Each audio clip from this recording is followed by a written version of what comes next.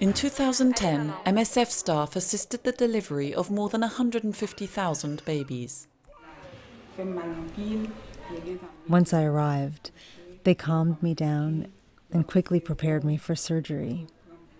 They gave me injections and anesthesia. When I woke up, they said, "Madame, here is your baby." I was surprised, and I said, "Oh, what a sweet little thing." Whether in Haiti following the earthquake or providing assistance to displaced, refugee or isolated populations, MSF teams often work in settings where emergency obstetric care is lacking. When the contractions got very strong, I went to the health center. They asked me to find transportation to the hospital. My family went to go find a motorbike. When they found one, I got on the motorbike with the clinic midwife and we left for the hospital. These two mothers went home with their babies, but each and every day, around 1,000 women die in childbirth or from a pregnancy-related complication, a tragedy that can be so easily avoided, particularly with the help of good quality healthcare.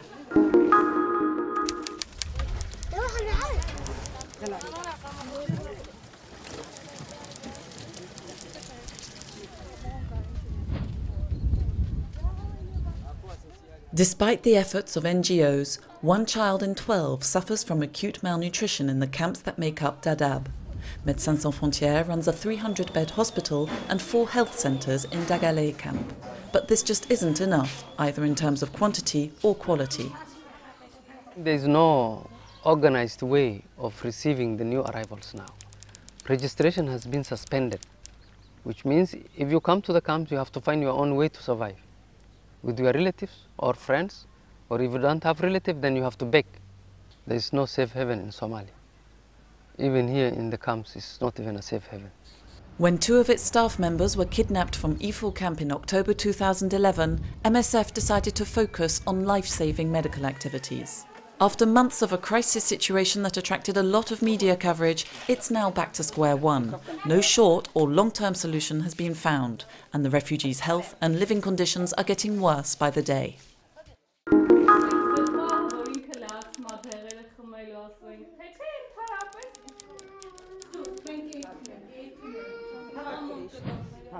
MSF has been providing care to patients with tuberculosis in Armenia since 2005. This team is going to visit a family whose 2-year-old son has been receiving treatment at home for a year now. His mother is in treatment, his father, uncle, and it became like a family disease for them, you know.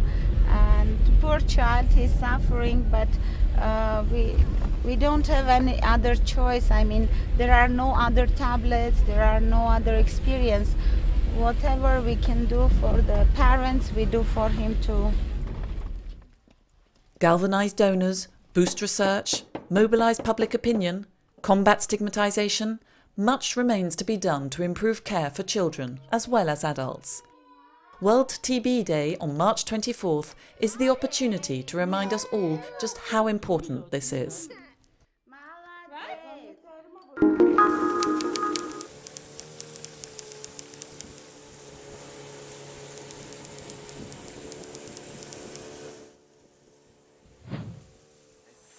This is a typical tsetse fly. So those are the carriers of the trypanosome parasite that bite people, and it's the blood that carries the parasite and it will get transferred into the blood of the human. This team travels around the Central African countries most affected by sleeping sickness, or as it is also called, human African trypanosomiasis. The team goes to remote villages to offer screening and treatment to people suffering from the disease. In this area here you get a collection of people from different villages, and they all come to trade in the town of Ludima, and while they're here in this area they carry the parasite in their blood, and they're tsetse flies typically along the river, and tsetse fly will take the parasite and pass it on to the next person. So an area like this is a typical transmission area. While the disease is fatal if it's not treated, there are drugs that can cure it. The Mobile Teams programme also includes awareness raising to help fight the parasite that infected at least 10,000 people in 2009.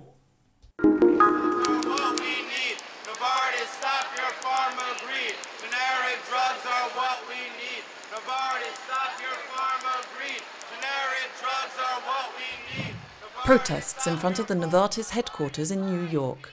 Concern is growing in the lead-up to the final act in this long-running legal saga. The last hearing in the case, which opposes Novartis and the Indian state, opens at the Indian Supreme Court at the end of March. If the pharmaceutical giant wins, there is a real risk of weakening the law that enables the production of generic medicines. MSF absolutely relies on access to affordable medicines for a variety of diseases, as many other treatment providers and donors do.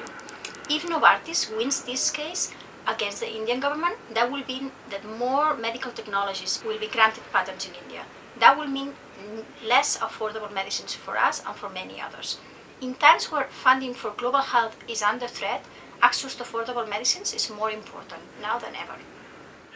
The Indian Supreme Court's verdict is expected sometime in 2012. Until then, NGOs will be campaigning for the rights of the millions of patients who depend on Indian generic medicines.